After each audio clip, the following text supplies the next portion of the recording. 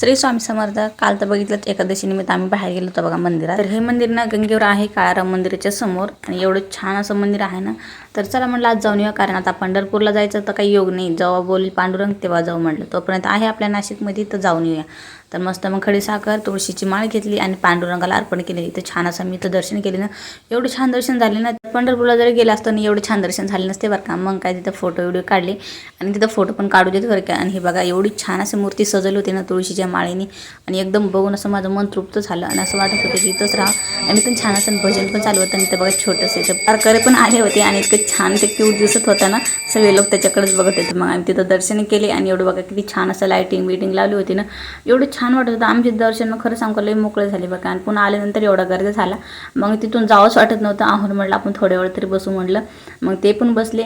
चला म्हटलं थोडंसं भजन चालू होतं, आपण पण भजनामध्ये थोडंसं आपलं मन लावूया. आणि नंतर बाहेर आल्यानंतर आमच्या देवकाचं चालू झालं की मग प्रसाद मला पेढा खायचा. मग त्याच्यासाठी तर पेढा घेतला.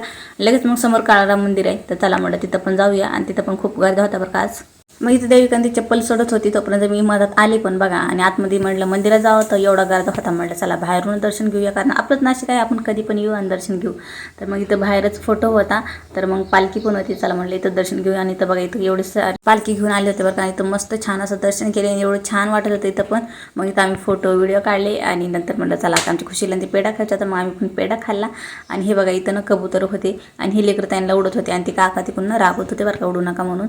नंतर मग म्हणलं चला तुमच्यासोबत पण शेअर करावा. आणि छान इथे ना कुठून पण लोक लांबून येतात बरं का, पण जवळचं काही जाणं होत नाही. तर आज आहो ना, चला म्हटलं आज एकादशी आहे, त्या निमित्तानं आज आम्हाला इकडे यायला भेटलं. आता इतकं दोस्त पाऊस होता आणि आज योगायोगाने बघा आज एकादशी आहे, तर पाऊस पण उघडला होता आणि खूप जण इथं दर्शनाला आले होते.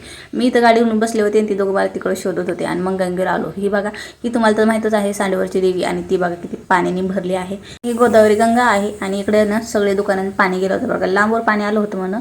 आणि सगळे दुकानांनी पाणी ते गेलं होतं. आज थोडंसं पाऊस उघडला होता, सगळे दुकानं पण थोडेफार उघडलेले होते. आणि आता इकडे बघा तुम्हाला मी सगळं पाणी दाखवते बघा. हे सगळं ना रामकुंडावरती सगळं पाण्यात गेलं बरं का. आणि दुतोंडी जे मारुती म्हणतात ना, ते तिकडं होता खाली, आम्ही तिकडे गेलोच नाही.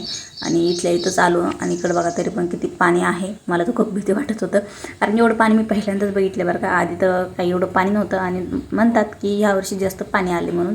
पण ठीक आहे जाऊ दे. आणि हा इकडला रस्ता बघा, आम्ही कोण गावात जातो ना शॉपिंग करण्यासाठी काही घेण्यासाठी, तर तो बघा पाण्याखाली गेला.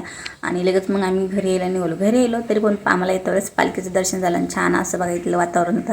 तर आजच्यासाठी फक्त एवढंच. व्हिडिओ आवडला लाईक करा, चॅनलला सबस्क्राईब करा, फॉलो करा, शेअर करा. भेटू असं पुढच्या नवीन ब्लॉगमध्ये.